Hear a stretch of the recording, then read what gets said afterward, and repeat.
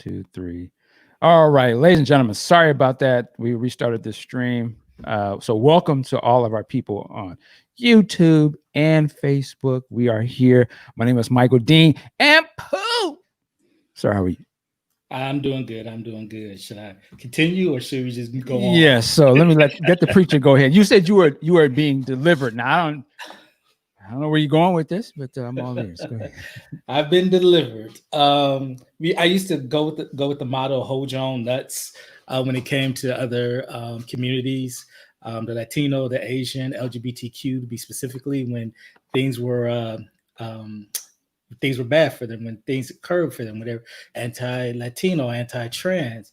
It's the motto of that, when we're going through stuff, we feel like people aren't stepping up for us. So, okay, it's your turn. So hold your own nuts and, handle your business by yourself.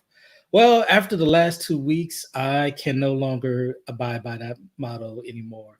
I'm just looking at all the different videos, looking at all the different photos, and I'm seeing just as many non-Black people out there protesting, rioting, and looting, and just wrecking up shop as Black people. As a matter of fact, we the ones trying to stop them from doing that stuff. Hilarious. We realize it's going to look bad on us, but even more so, It's like it ain't helping the cause.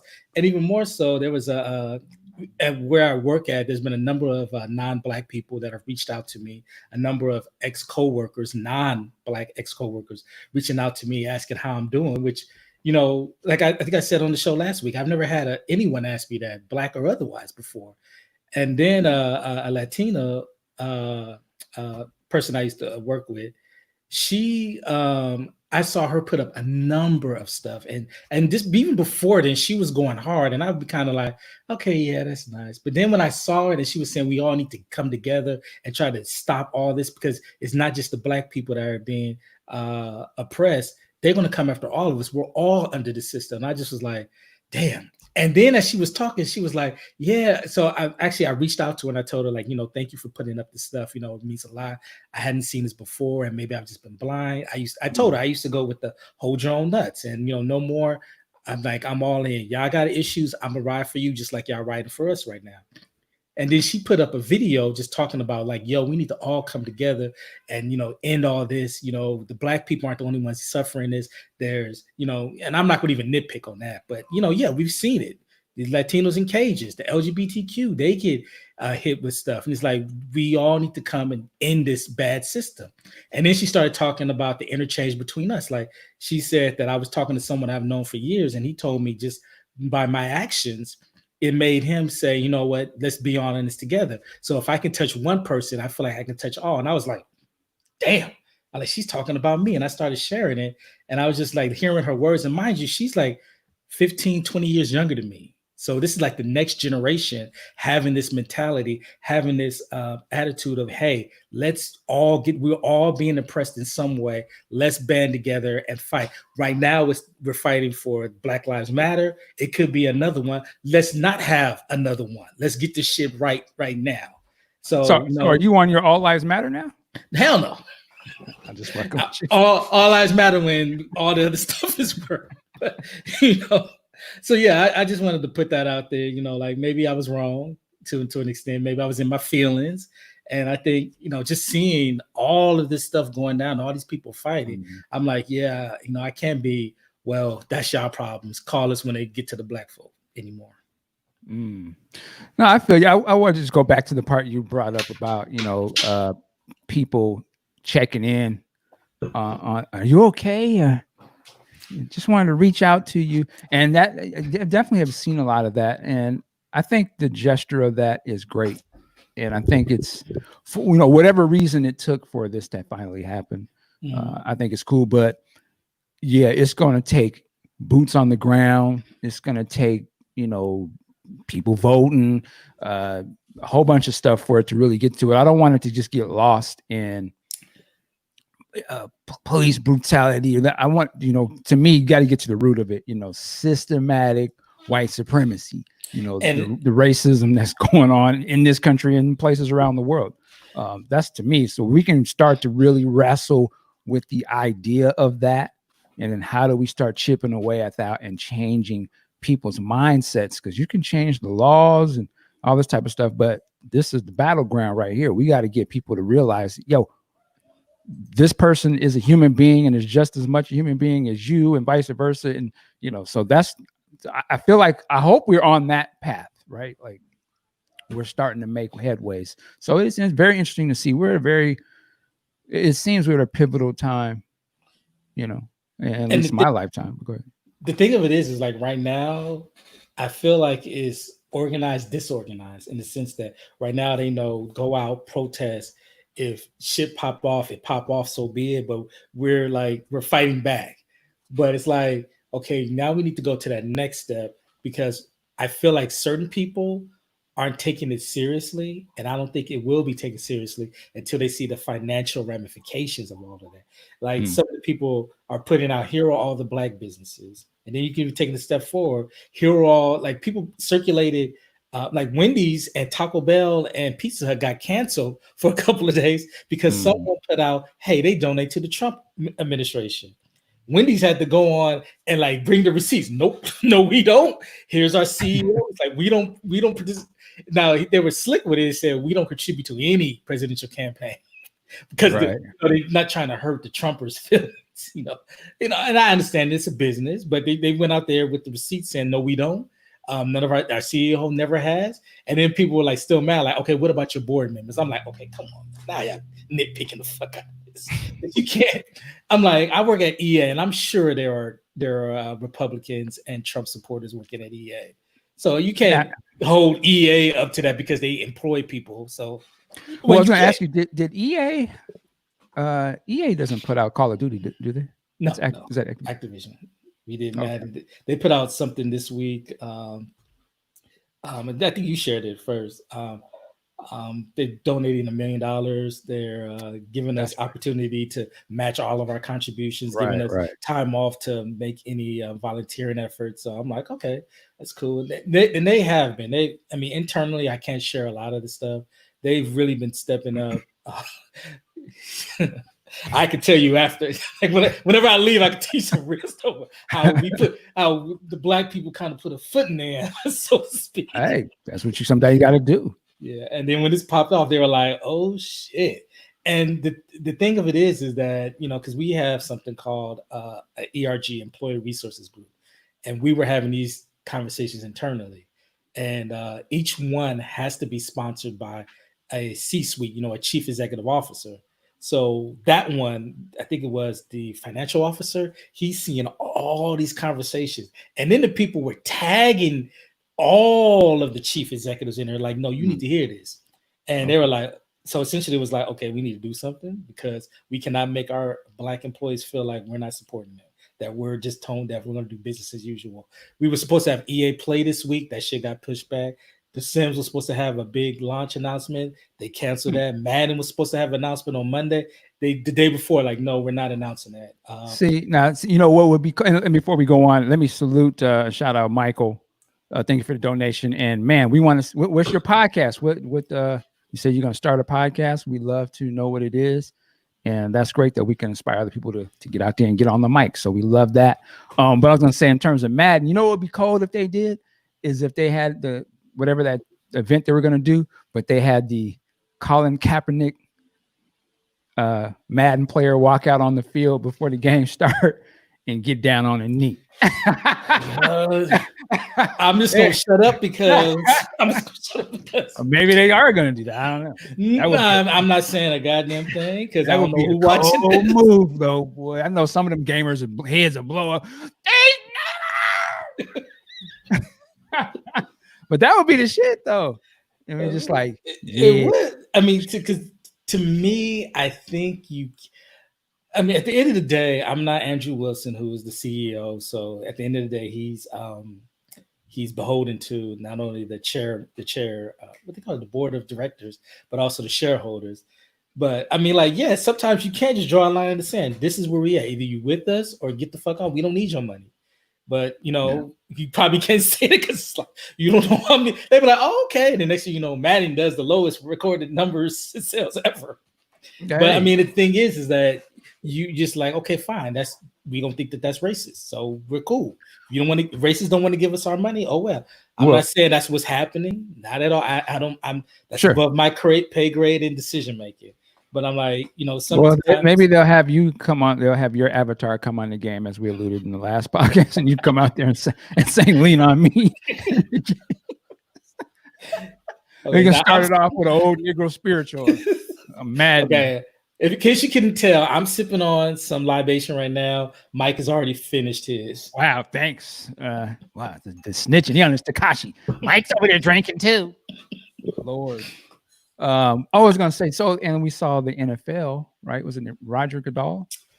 Goodell, yeah. So he then came out, right, and said Black Lives Matter and we were wrong. And that's all good. That's great. You get him, or should I say you get a Billy Purple Rain. But again, you can say something, but we want to see action. So I would be very interested to see if there's a push behind the scenes to be like, okay, who gonna sign Colin or Colin, whatever. That's to me, because again, they can talk a good game, but let's see the action. So are they admitting that the NFL was racist? They damn sure not gonna admit that. Come on now. They're not. They just they said very specific with his words. We handled this wrong. Just the vitriol. What? They say the token. That's all right. That's okay. Let him get his food. He got a family to feed now. Okay, Rashida, you supposed to be my home. Wow, that's how you do me. Anyway, but I mean, for me, I guess I can't believe in changing your ways. But the thing of it is that what Colin was doing, how they let the narrative go out there, like the narrative was these people that Colin was disrespecting the flag, disrespecting the anthem, disrespecting the soldiers, and they allowed that narrative to be out there. They didn't stick up for him. Even once he was gone and the stuff was going on, they didn't say anything to say, no, it's not this, it's not that. So I look at Roger Goodell with a side eye, because you're like a couple of years too late. I mean, better late than never, but like you were saying, okay, where's the action behind those words? But I will give him credit too, was the fact that the commissioner of the NFL, who's like the face of the league outside of Jerry Jones and Bob Kraft, he said this, and they didn't drag out Jay-Z to say this. Now, if they had dragged out Jay-Z, I would have been pissed the fuck off. Like, really? Now, the bigger question is, I want to know if they did reach out to Jay-Z and say, can you give this statement? Yeah, I mean, he ain't a shot caller over there, so I'm glad that he didn't, because we want to see the head person say that, you know what I'm saying, and don't hide behind the black. That would have been mad. I think actually, if Jay-Z would have said it, it would have got roasted. Oh, you're gonna send the brother out there who ain't even playing the game, So I think we got another person that wants to jump in here. Let me see. Big Sexy, sir. How are you? See, you said NFL, so he had to come right. Yeah, right. Well, do we have the Superman music? Y'all don't be paychecks. NFL now. Them good white folks. They're just playing, man. How you doing, sir? Oh man, I'm doing all right. Just doing some comic book maintenance around the house. I saw your little blast that went out. I'm like, let me jump in for a quick second. Okay. Yeah, we just in here chopping it up on a Saturday. We were talking about the NFL. I know before on the show we've talked about Kaepernick and kneeling and stuff, and I'm sure you have seen. The NFL has, I would say, do it about face. I'm just curious what's your thoughts on it. Well, see, for me, it's always been two distinct issues. I never had a problem with this protesting at all. I think it was almost at a point where people were about to start having discussion, and then the president chimed in and fucked it all up.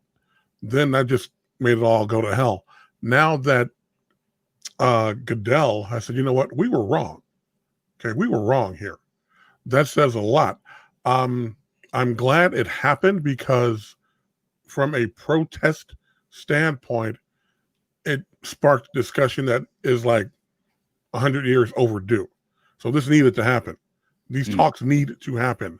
Going further, my man Drew Brees initially stepped on his own dick, and then he walked that back, and now but again, that makes it better to have dialogue with his teammates, because if they can't get it together in the locker room, they can't get it together on the field. Someone wrote on Facebook last night, and I'm not going to mention any names, but this person said that Kaepernick should be reinstated with full back pay. No,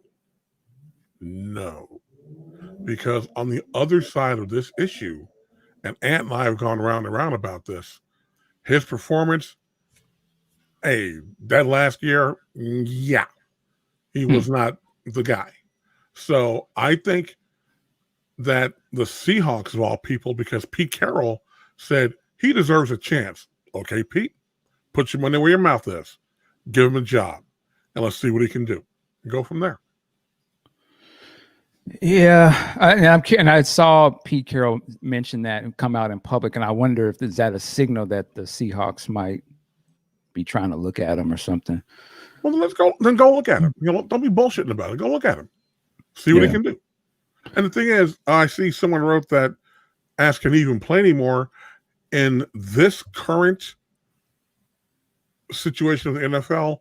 Quarterbacks can play until damn near 50, Tom Brady. Because if you breathe on a quarterback, you get suspended. So they can definitely play if they got the skills. And there are a number of teams that I think that he'd be better at than their starter. Oh, that goes without saying. I mean, at the very least, there are a number of teams that I would like to see him go in there and compete. Head up and see what he can do. Because some of these quarterbacks, yeah. And really jump in here real quick. A couple questions. One, people keep asking, why is Big Sexy not on camera? Well, damn it, shit. I'll tell you what, let's do this. Look on your face, Mike. I had my webcam on my desk, on my laptop, set up this morning for another thing for next week. Right. So next time I call in, I will call in from my laptop on the webcam. Now, what? Okay. All right. All right. Also, we are reading the comments, and we are definitely reading the super chats. So I don't know where that started, but anyway, any last things on this NFL stuff? Do we have a super chat? We had one earlier. Oh, yeah. My thing with the Drew Brees thing is that I'm not going to get irrational over that. That's how he feels. I have no problem with what he said, but to me, I just felt like that's not what the conversation was about. Exactly. The conversation was about, will you do it? He could have easily said, that's not what I believe, but I support my teammates. And why? He just went to the whole whistleblowing, like, no, I'm a patriot and this is what I feel. I'm like, and as he's talking, I'm just sitting there like, okay, what the fuck does that got to do with the question being asked? And you can totally believe that and still support your teammates who believe something differently. And it was even more hilarious in the fact that people showed him kneeling several times, I guess, to be with his teammates or be with the league as they were pushing back against Trump. So it's like, well, where was that same energy, sir? So why are you whistleblowing now when you didn't keep that same energy before? Hmm. Yeah. And Martellus,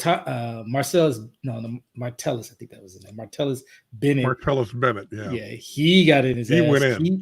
He went at the owners, and because there was a coach Vic Fangio, who had the temerity to say there's no racism in the NFL.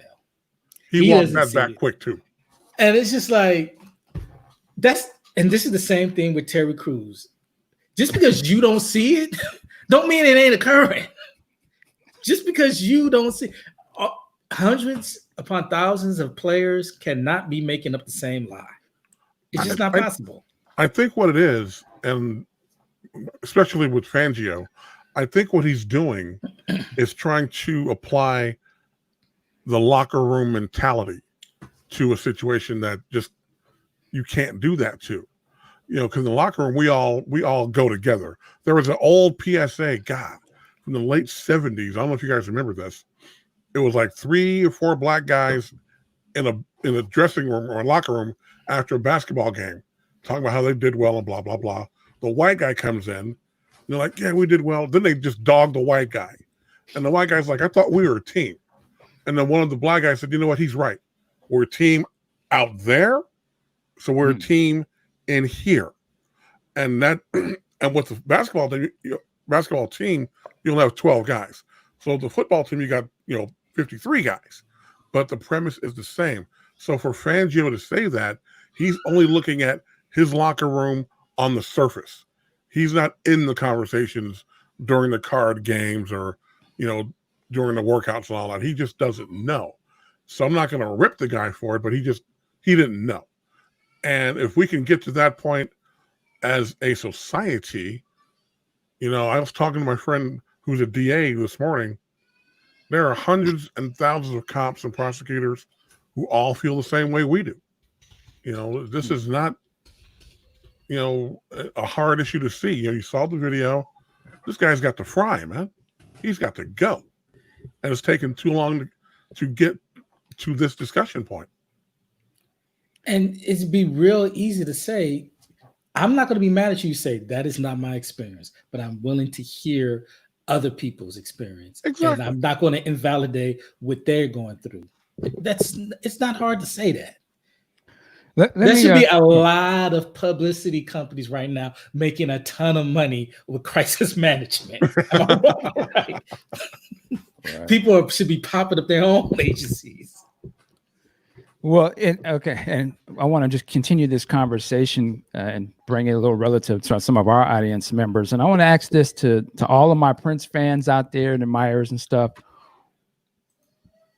Where do we see this conversation in terms of the Prince fan community, right? I know in the past we've done some podcasts, Black in Minneapolis and other ones, and there's a very small segment, but there'll be some people that, hey man, you guys talking about race too much, or, no one's ever come to me with the Prince wasn't black type of thing, but there's always sort of the, oh, well, they'll quote what's the song, Race? Race, mark him. And yes, he said that, feeling that, but I mean, there's so many other songs too you could quote.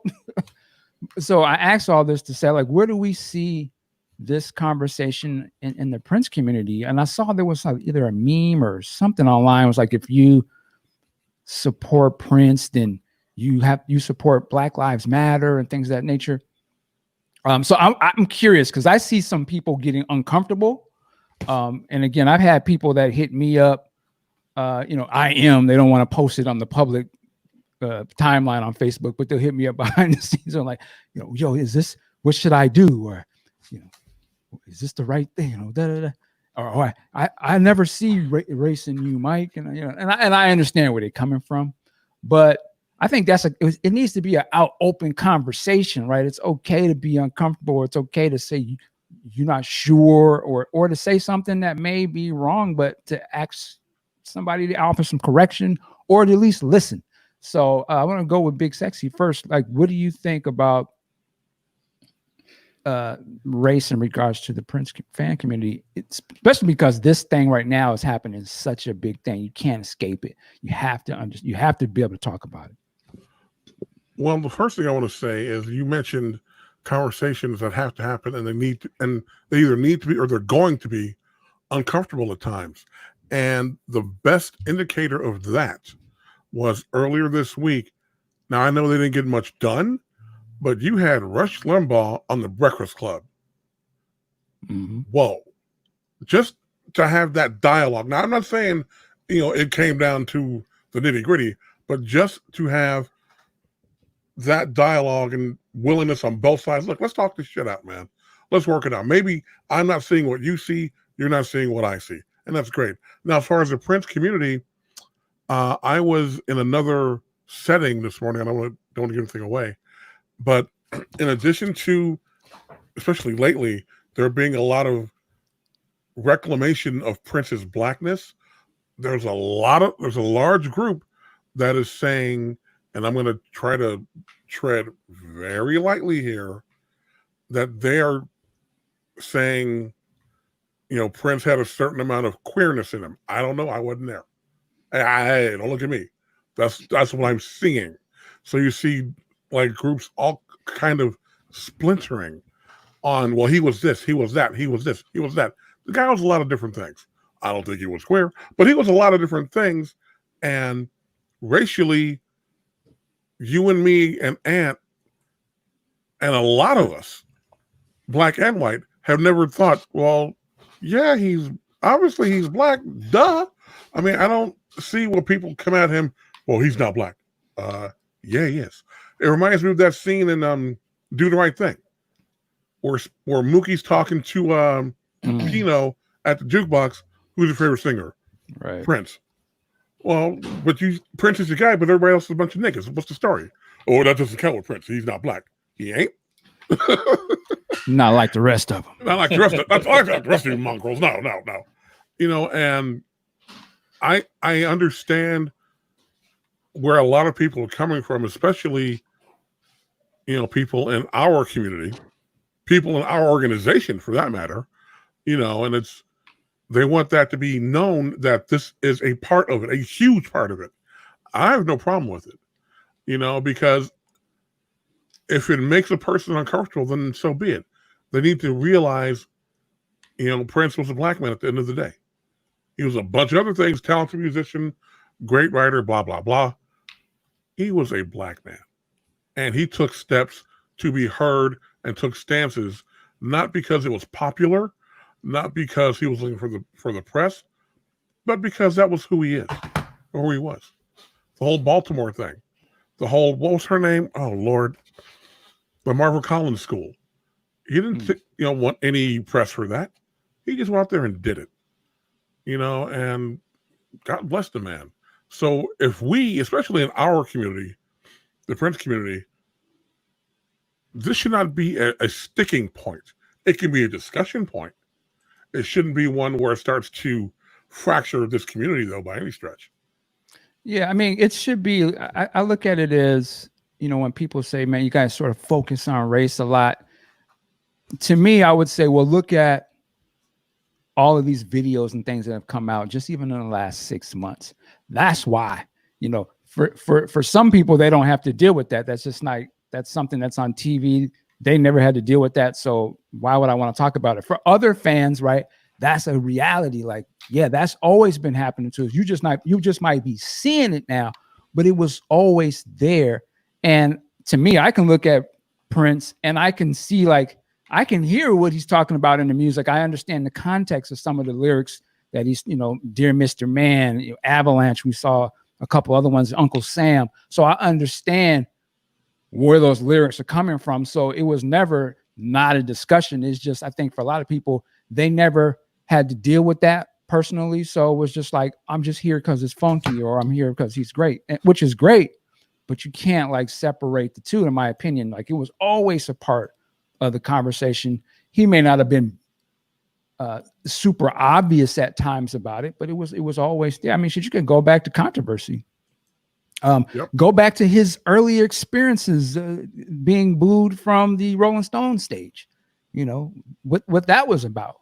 So it's always been embedded in it. Sometimes we don't choose to deal with certain things, but to say that it's too much, or to just want to throw up the we're all the same, right? Of course we are. If aliens came here, then that would certainly be a discussion to point that out. So it's obvious that we're all human, but that's not the issue, right? There's a division amongst the human race because of people look like, or you know, how they're formed or something. So that's what I'm talking about. But Aunt Pooh, when you jump in there. Yeah, I think for some of the Prince fans, the non-melanated ones, it makes them uncomfortable. They just want to see Prince as this artist and not deal. And I'm not calling anyone out, because what I've learned is like, your experience is just as valid, but I'm not going to invalidate your experience. Don't invalidate ours. So it makes it easier for them to not think about, you know, what he went through living on, was it the east side or the south side of Minneapolis? North side. Oh, I'm way out. Growing up on the north side of Minneapolis. We just read Brian Mark's book, and he outlined 3 occasions where he's just trying to live and become the bass player in Prince's band, and he's accosted for just being black in the wrong place at the wrong time. And those we learned about First Ave not even wanting to fuck with Prince, which makes it look stupid when he has the biggest star on the side of their building now. And unfortunately, as much as you might not want to deal with race and the experience that Black people have to go through in order to just live day to day, let alone become one of the greatest musicians of that we've ever known, it makes them uncomfortable not to deal with that. They just want to consume the music and consume the aura behind that character, behind that artist, and that's okay. But when these things are mentioned, we have these discussions, we have these episodes, we have these stories and books, we have these documentaries, we have these movies, which any good Prince movie should address some of these racial issues that he had to deal with. The fact that people will say his first album was brilliant, his second, third, and fourth album was brilliant. However, it wasn't getting on MTV. Mm-hmm. Think about that. How is Black music, a very successful genre, but here is music television, and they have this narrow category of what that is. And Prince wasn't on it. Prince was the first, and some would say it's because of Michael Jackson's popularity that ended up leading to Prince being able to get exposed to them. That's facts. That is truth. You don't want to remember that. You don't want to recall it. You don't want to hear about it. You don't want to read about it again, but that is fact. So just like I said last week, I don't need you. It's great to see you come out there and support us. I don't need you to do that. But if you want to help, what you don't do is you don't try to eliminate our stories. You don't try to obstruct our stories. One thing, going back to 1981, I got to put that whole Rolling Stones thing on management. That was not the right call for him at that time. Because they had him sandwiched between Jay Giles, which was blown up with Freeze Frame. I hated that song. And before that, they had George Thorogood with Bad to the Bone. And he plays right to that audience. And he stuck Prince in, who the world doesn't know yet. And you got all these biker types and whatnot. Who was this guy in these panties? So that was a mistake. That was too soon. Now, granted, Mick extended the invitation, but management should have said, you know what, we ain't ready for that yet. Well, let me ask you this. If Prince hadn't been wearing the bikini briefs or whatever, and I don't know, I can't remember what he was wearing, but if he just went up there and dressed straight, I would think he still would have got booed, personally. I disagree let me rephrase that. Depending on the song selection. If he'd come out and hit the ground running with Bambi, they'd have listened. I'd be curious. Well, I have heard of the Rolling Stones. I want to say they had the Crusaders open for them in certain times, if I'm not mistaken, the Jazz Crusaders. But visually at that time, Prince would have been a lot to take in for hardcore biker head dudes. Well, can I go ahead? Can I ask this question? Mark, you know better than me. David Bowie, the Ziggy Stardust, he was androgynous. He challenged people, but he was white. And he was headlining. Well, that's what I was getting at. That's what I was getting at. I was saying, would that audience have accepted? Did they accept and would they have accepted David Bowie with that? Yeah. Wait. Would the Stones audience accept David Bowie? Yeah. With all of his androgynous, because you were speaking to, well, maybe it was the bikini, you don't think so, and I'm just saying, hey, they accepted Ziggy Stardust, David Bowie, so they should have accepted Prince. So the only thing that could be different is the race. If you take Ziggy Stardust from, I believe, 74 when that came out, and that album was pretty big. If you take the album before that and stick that Bowie on that stage, you'd got the same treatment. Okay, I'm sorry. Michelle Diane. You have to look on your face. Yeah, because I just saw her. She said the white folks were ready. It was the black folks who were not ready. The white folks mobbed Prince, couldn't get enough of him. White people loved Prince like they loved David Bowie. Eventually, I need you. I need some more. I need you to again to in 1981. Again, I was there. So it was black people who shunned him. Okay. No, there were no way. A lot of black folks dug it, but then he came out with "I Want to Be Your Lover." Everyone was like, "Yeah, that's the cut." Blah blah blah. Then the visual comes out. Had that Carol Brady perm and the dolphin, powder shorts on. Yeah, questions were answered or started to be asked. Then he comes out with "Dirty Mind" and "Head." Instant credibility right there. Oh yeah, he was the man in the streets. He was I don't the know what man you were with Dirty talking Mind. about. Well, she said hashtag facts. So. Hashtag incorrect. Hashtag show me them receipts. Like I Uh, said, I remember going to Houston, Texas when Prince. controversy was out, and they was rocking him like they was rocking any popular rappers. You couldn't go down the street, and they was bumping Prince heavy in the streets. So Fifth Ward. I don't know what she's talking about, but listen. And I want to acknowledge a super chat. So thank you, Alex, and also Dallas. Thank you, sir. And check out Dallas. He's got a comic book. Oh, that's right. That's right. Yeah. Man, my brain. I'm sorry, Alex. I can't remember the title of it right now, but it is out. I think 4 issues are out. So definitely check him out. Some other comments in here. Kimberly Fraser. Let me throw that up on there. So, which is why Prince and his people marketed him as biracial in order to appeal to the white audience. He eventually talked about that. He was about that crossover money. That's no, true. for sure. I mean, he was smart. Dude knew what it was. He knew the climate. Yeah. What's it going to take for me to break out on a mainstream level? And you brought up the Brown Mark book, which I know the 3 of us have had a chance to read, and I'm not going to go deep into it, but I will say this. And you could correct me if I'm wrong, fellas. Isn't there a part in the book where Brown Mark comes out of First Avenue and is like confronted by some, I don't know if they were skinheads, but they were some racist dudes on a truck? Yeah, I'm not sure if it was First Ave, but I definitely remember that story. Yeah. Absolutely. Yeah, to the point where, and Brown Mark was, which is a part that tripped me out in the book. He was strapped up, like he was ready to get it popping.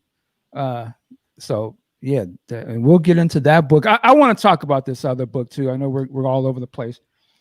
I gotta talk about it. I don't know if you guys had a chance to read the book by Big Chick. I have not. Okay. Rashida let me know it's $1. Shout out to Rashida, even though you clowned me earlier. So I'm definitely that's on my buy list. So let me talk about this real quick and then get this out of the way. I was thinking of doing a video on it, but I don't know if I want to spend that much energy. But let me switch things when was here. this book actually written? All right. So a billion years ago? First of all, this is the cover. Now, a listener sent me this last week, the cover, and I was like, huh? I'm like, what is he doing? The book, as you can see, the book is called White Slave. Okay. And then you can see there is cocaine down here. He got coke on the book cover. And then he got your boy Prince on one picture. And he got Prince on another picture. And you can come out your mouth and call the book White Slave. Now, I've seen that there have been people associated with the book. There's a family coming out, splaining, the cover of, well, this is what he meant by white. And I understand that, but stop it. You know good and goddamn well. First of all, if that's what you're going to be talking about, which is a legitimate conversation, he's addicted to drugs and stuff, well, why you got to put Prince on the cover? Gotta sell books, man. And then you're going to say White Slave. It's not a good, it's disrespectful. Like, if you're going to sell the book that I'm telling Prince stories, cool. Do that. But you don't put coke on the, who thought that this was a good idea? That's what this is one of those types of things where, and I'm going to say this to everybody. If you're doing something about a black artist like Prince, high quality, high caliber artist, one of our heroes, and you I hate to say it, like you're not black or you're not that tied into the culture that way, you should ask somebody. You say, hey, you know what? I'm putting this project together. Yeah, it's about Prince. Yeah. What you think? We're gonna put this. We got the white. It's a white slave. Somebody should have said, you might want to think, hold up. That might not look right. That kind of looks, that might push people. Well, yeah, we're trying to be controversial. I get that, but where's the respect that this is a person, and he's not shitting on Prince in the book. But looking at the cover, I'm like, let you go and do the Elvis book, or you shine shoes for Elvis back in the day, and now you want to put a book out, and you like, yeah, I'm calling it, White Master or something. Something crazy where it could be like you insinuating some foolishness, and then you got lines of coke on the cover. They'll screaming bloody murder. Like, what is going on here? This is an outrageous. Yeah. So, Kadri said that it's apparently a reference to his cocaine habit. No shit. But the thing about it is, don't put our boy on the cover of that foolishness. Just put coke on there and have his put a clip of Scarface picture on the top of it. You don't need to put us. You don't need to put Prince on that. That's corny. Come on now. You know better than you work for him. So it just, I say all that to say because the cover I just think is a problem. Now I've read this book, right? I'm going to tell you this. There's parts of it that I enjoyed. There's some interesting little tidbits in there. Now I'm a fan of Prince of all levels, but I like hearing about early type Prince, and there's a few little early type pictures or stories in there that was interesting. You can see certain events from a different angle. Some of the stuff we've heard before, but it was just a different person's sort of take on it. Now looking at Mr. Big Chick here, big buff dude, he's from a whole different culture, and you can hear that when the stuff that he's talking about in the book, and then him coming into Prince's world. Okay, I get that. But I'll say this book was written, if I'm not mistaken, back in 85, right? Yeah. And I think it just sitting in a cupboard or something. It was, it was put away, and his children, it was one of his wishes to have his book put out. And so his kids went back and got that. I don't know if they did some editing on it or whatever, and they put it out. And that's explained toward the end of the book. And I'll say this, I salute his kids for doing that, because God forbid if my daughter or something did that, that would be, that would be dope. That would be the world to me. So I salute him for that. But I hesitate to call it a book per se, because it really is just like, I read it as like a stream of consciousness. There's somebody talking about some events that happen, but it doesn't go into super detail about things that I was very interested to hear about. I wanted to hear about that whole National Enquirer thing where he sold some fake stories on Prince to the tabloids. I wanted to hear why he did that. What did he think about it? Not even addressed in the book, right? Some other people that are associated with Prince dropped some information. It's like, yeah, he had a house that Prince gave, and that you can see that house in the book. He does talk about it, but what happened with that? I would love to hear that. So it just doesn't go into a lot of detail, and it's over very quick. And looking at it, he really wasn't with Prince for that long. But there was an interesting line in there in the book. He was like, it was like the part when he left Prince. He was like, man, I really love this guy. And, I'm one of the people who, I got him to where he was to be a superstar. And I was like, no, you didn't. He was in the studio. I don't know. What songs did you write? Yeah, he told him to take the bass line out. Yeah, nah, you were the muscle. But it is what it is here. So I'll share a couple. So let me say, should you go buy it?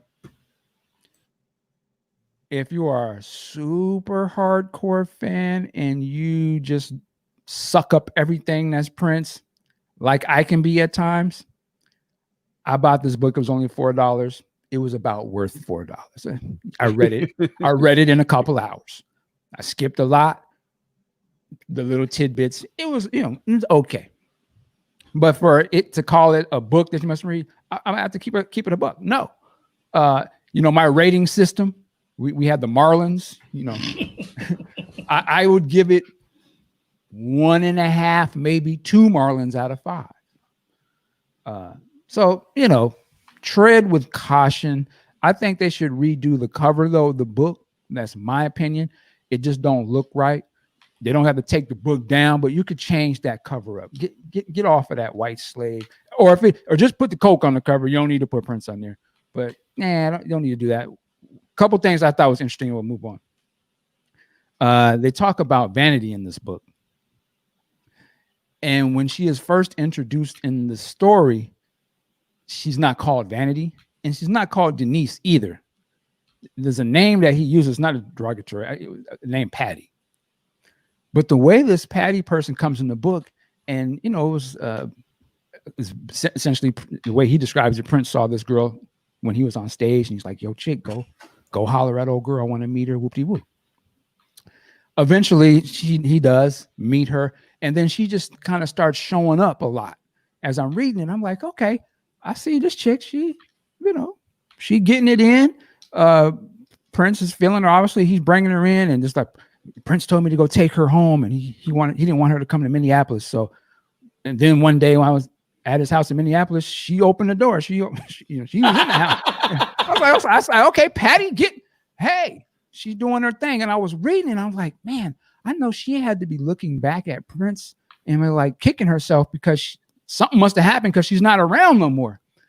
But I'm like, she's all clicked in. There was a point in there where they were like, they made the Revolution fly to the next city while they was on tour because he wanted to kick it with Patty. And when he brought Patty in the room, the Revolution was like, oh, that's that groupie. And I was like, huh? And not knowing who Patty was, I was like, okay, well, they kind of hate him or whatever. But then there's a part when Big Chick, he had left Prince for a while because Prince wasn't touring. When he came back, he's like, yeah, got new albums, 1989. And he's like, and now Patty is here. And she's got a record, but now they changed her name to Vanity. I was like, what? That's a good writing. I was like, whoa, okay, very interesting. I don't know who wrote that, but that's some good writing because I would not have seen that coming. I was like, okay, interesting. Now, I was just confused because I was like, why would he be calling her Patty? And I wanted to ask somebody else from that time period, like, is that what they were calling Patty? And then somebody says in the chat here, you would think that he meant maybe Apollonia or something, but the times that he's talking about, it can't be Apollonia. Because he's obviously talking way before Purple Rain. He's talking about preparation for 1999. So it's just very interesting. There's some dry snitching in the book. And, he's talking about tour life. And to me, he's never disparaging tour Prince. But he does, I don't want to spoil it in case you want to read it, but he does say something about one of the other band members. I was like, man, I don't know if you would want to put him out there like that, particularly that he's dead, chick, so he couldn't come out and sort of explain it. I don't know if his family's going to want any of the smoke if they're talking kind of greasy, airing people out like that. And then he says something about Prince and this other band member that talking about Prince putting hands on somebody, a female. It's like, I don't know if it's true or not, and I'm not going to say what that is, but you got to be very careful throwing that type of stuff out there, man. If you don't have no receipts, you may be putting other people on blast to answer for that. Prince ain't here can't answer for that. So I thought that was a little corny. Whether or not Chick wrote that or not, I would question whoever wanted to be the editor, who's responsible to put this out. We need to if we're going to come out with this, then we need to be able to back that up. And I don't know if they're going to be doing that. So I wasn't really feeling that. But other than that, there's some stuff with the time, which I thought was cool. That early time stuff and how Prince and them, there's large portions of this book that Big Chick goes into flashback mode. And I skipped that. because it was just stories of brutal violence and people getting their ears ripped off and him beating the shit out of people. I was just like, not like this. I don't. And even like he's telling these stories to Prince and them, and they're even like, huh? Like, is this guy? What are you talking about? And he was a wild boy. He come from that biker world, and beating the shit out of people, doing coke. He was coked up in the book. He even talking on. This is a pre Me Too book, because he's started going into a legend about trains being ran, gang rapes, that he's in the vicinity of. Not, this ain't got nothing to do with Prince or Prince's camp, but his other previous stuff. I'm just like, yo, you a wild boy. Like, what's really going on in that culture? But so again, like I said, I just read it real quickly because I wanted to read it. I may have just read it so you don't have to, but yeah, man, I don't know about that. And we're probably going to continue to see books like this. But I just feel like if you're going to put these books out, you got to be ready. Then you can't be mad when people come for you.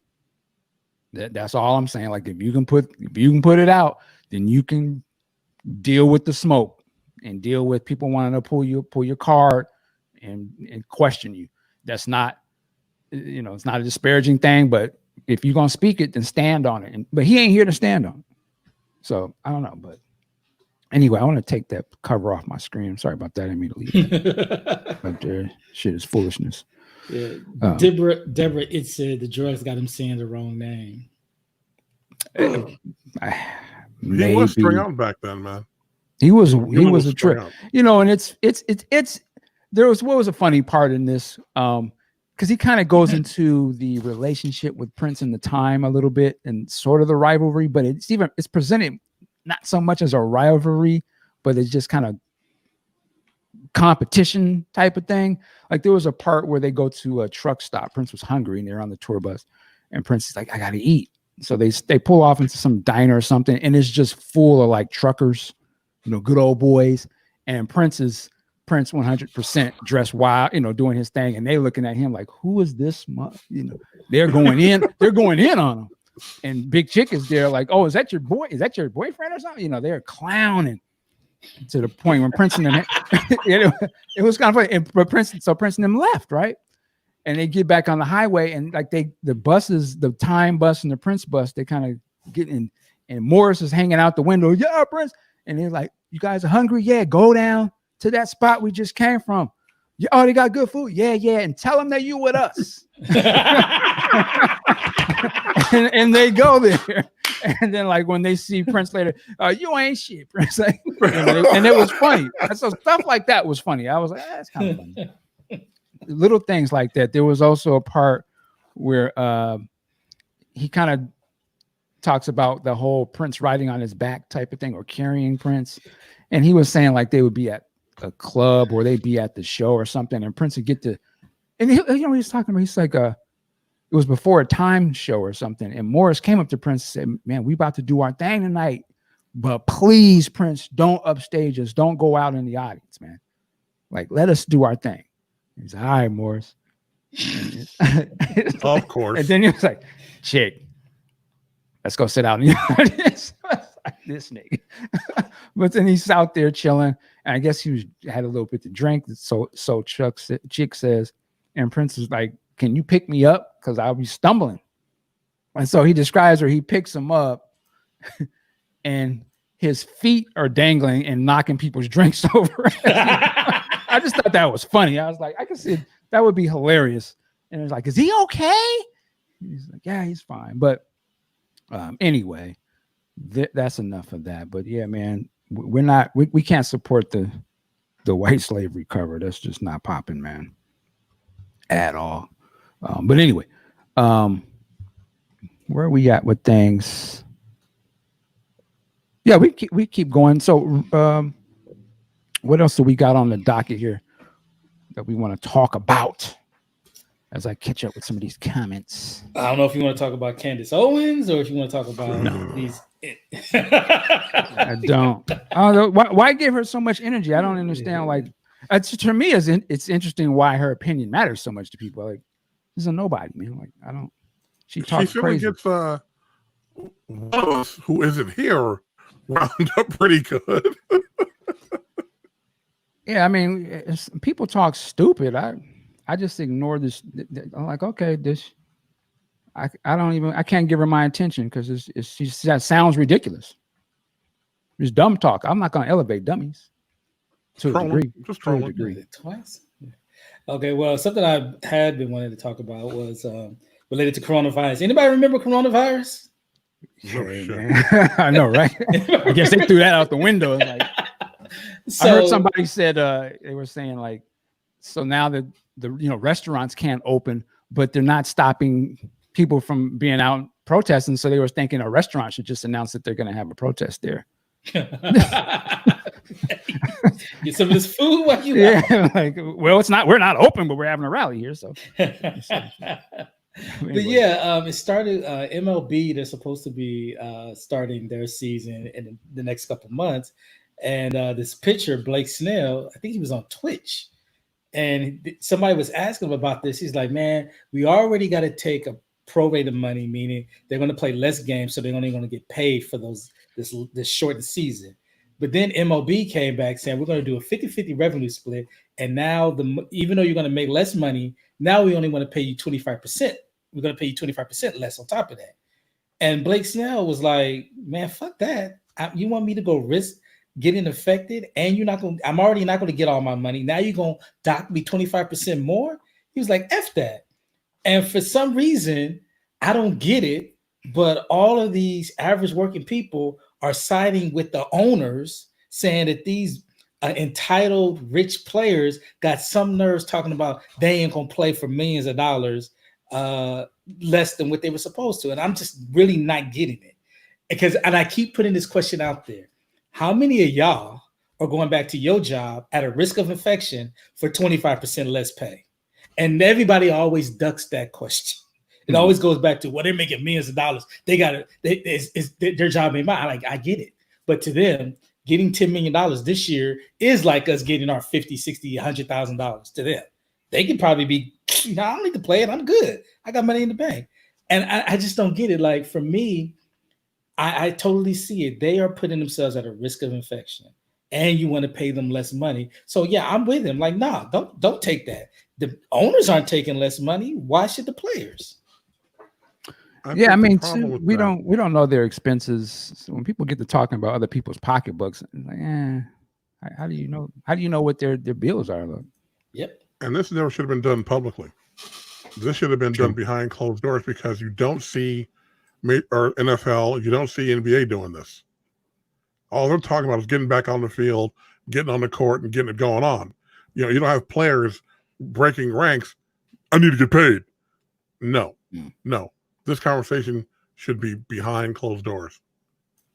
Well, to be fair to that, Mark, nobody's talking about reducing the NFL players' money or the NBA basketball players, or at least it hasn't been made publicly. Wait. The NBA has missed a lot of games. They missed a lot of games. I don't know if they missed some money. That's the thing. I don't know. If you're missing games, you're missing money. And a lot of these teams aren't going to be in the playoff picture anyway. So, like, for instance, the Atlanta Hawks, they're not even in this next round coming up. So they can't play. So that's money they're missing. But you don't hear players coming out and making this an issue. I'm sure behind closed doors, the agents and the league are like, "Hey, motherfucker, let's work this out." But again, this was not a conversation that needed to happen out front. That's all I'm saying. True. And these players, the other guy who started this, that one pitcher, I ain't doing this unless I give me 18 million. Man, shut up. Okay, shut up. Keep it private. You never want to put, if you don't want people in your pocket, don't make your pocket public. Well, but here's the thing, Mark.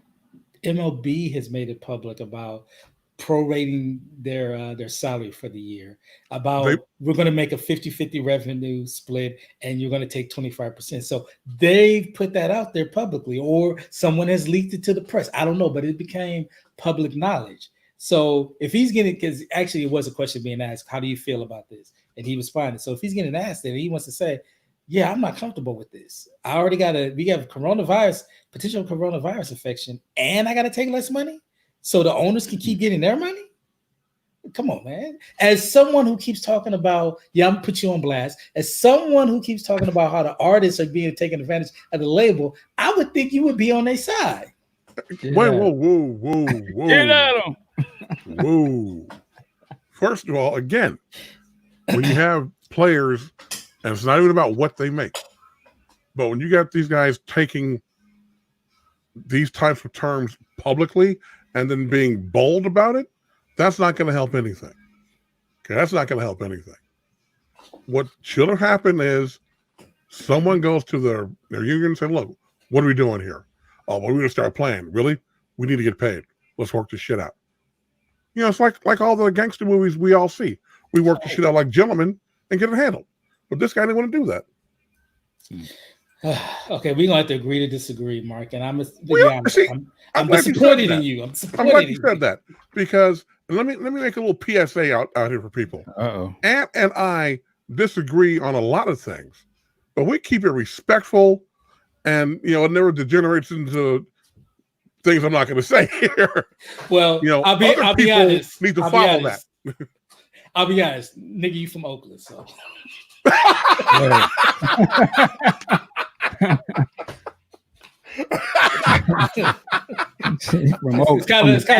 It's kind of one of those. Like, we would agree to disagree. Like, he from Oak, yeah. You probably right, Mark. You right.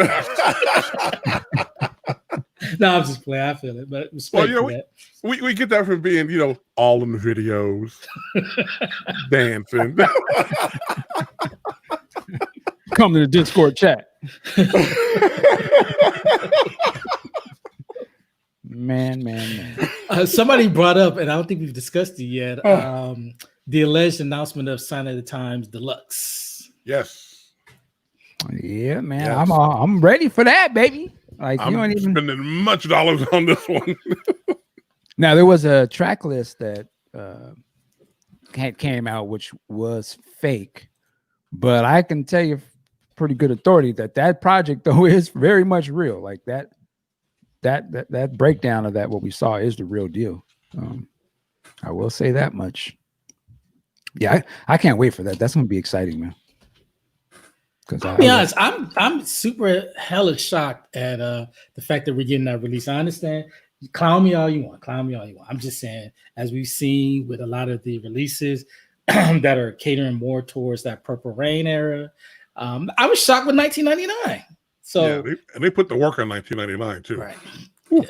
Well, they've done Purple Rain, so I mean they gotta move on to other stuff. Well, I think they have to do Purple Rain first because it's Purple Rain. Yeah. Let's just do that, get it out of the way, and now we start digging into the crates here. Yeah, no, I'm ready. Now, we can't forget they just came out with the Rainbow Children, One Night Alone. Have you seen the Rainbow Children vinyl? Have you seen it? It's dope. I've seen it, yeah. I gotta get that. Yeah, that's it. So that's more so to put on display than a post. Yes. Oh yes, I'm gonna frame that one. That's gorgeous. I agree with Vanity. I agree with Vanity's Mirror. Sign of the Times needs to be remastered very badly. Oh yeah, that's very badly. The whole point. There is no bass in that album at all. Yeah, man. Not even on Housequake? No. Nah, man. It's a flat, dry. No, I'm just saying, like, it just doesn't, you can listen to some good headphones, you can hear he's playing the shit out of some bass guitar in these songs. But it's just not there, man. Yeah. Why do you think that occurred? I know Susan Rogers mentioned that he likes to just keep overproducing, but how do you? I don't think those songs are overproduced. Just bad mix. I've been trying to get Bernie Grundman to come on the show. He is the guy who mastered Sign of the Times, and I wanted to ask him directly what happened, because he mastered Parade and he also mastered Love Sexy. So we mastered all three of these albums, and one of them got no bass. So I would definitely like to get his thoughts. Yeah. But yeah, looking forward to that. And also, I wasn't, and I should have been aware of this, but we want to salute the PRN alumni. They're currently doing their event right now with Sinbad, Paul Peterson, Britt Fisher. And it's the whole thing about Claire Fisher and Prince and stuff. So that's going on right now. So if you want to go check that out, I do salute that. I'm gonna catch the playback on that one for sure. But wanted to say that. Anything else before we get up out of here, man? They come to the Discord. I started Space Force the other day. My daughter watching it. It's getting reamed by the critics, but I'm on episode 5 and I enjoy it. They're definitely poking fun at the Trump administration. They keep talking about the president. They don't put a name to him, but and the first lady, but they're definitely intimating that that's who is bankrolling this. That's who started this, and they get their shots in at them. I think overall, it's a good watch. Is that the Steve Carell show? Steve Carell, yes, 10 episode series. Gotcha. Yeah. Okay. And I tried watching the feed. It's supposed to be like in the not too distant future where you can upload your consciousness to this feed and you can see everybody who's uploaded all their actions. And there was one at one time, spoilers, somebody was killing themselves, someone was having sex, and someone was doing something violent. And it just people had to unplug because it was just too much for them to handle. So it's kind of interesting. Sci-fi. It's an Amazon video. Okay. Let me someone's asking about the Discord. I'm going to see if I can drop a link in the chat here. Discord is a chat. It's like a private type of chat thing that you can have app on your phone or you can do it online. But a lot of the listeners are over there. Most everyone you hear on this podcast is over there. And it gets a little lively over there at times, but it's all in good fun. Hopefully that link works. You can jump into our Discord. And we got a couple of different channels in there. There's a Prince podcast one. There's a general. It's political. There's movies, music, all kind of stuff. I know. It's rated R language. Oh yeah, we all adults. Hard R language. It's adult language. We have the cookie dough over there. There's a ratchet channel. You know, somebody in here be on that, but I'm not mad. I'll be in there too. You know. But anyway, man, what else? I think that was pretty much it. Henry Cavill's coming back to Superman. Oh yeah. All right, I feel like I talked about this so much. Yeah. All right. Well, listen, I want to keep y'all Saturday. I don't know if any places are open, but definitely get outside if you can't, take a walk. But we appreciate you spending some time with us. Big Sexy, where can they find you online, sir? Online, I can be found at Twitter, WSE Mark, Facebook, Mark Wiggins, Instagram, Mark Wiggins 2. All right. And Vanity's Mirror says she just jumped on. Pause. Hey now. Wow. I'm sorry. Ampu, where can they find you? You find me on Twitter and Instagram at Ampu, also on the Discord. Don't get your feelings hurt. Don't get your feelings. And we're not in there to hurt. Don't get your feelings hurt. And that's not what it's about. We don't. It's an inviting place for everybody. But listen, thank you for jumping on with us. Enjoy the rest of your day. You know what I'm going to say right now? Work it like a job. We'll see you next time. Peace. Around 10:30. Did you say 10:30? Did I stutter? We out here. Hey, you should have Prims. I watched all of those videos, man.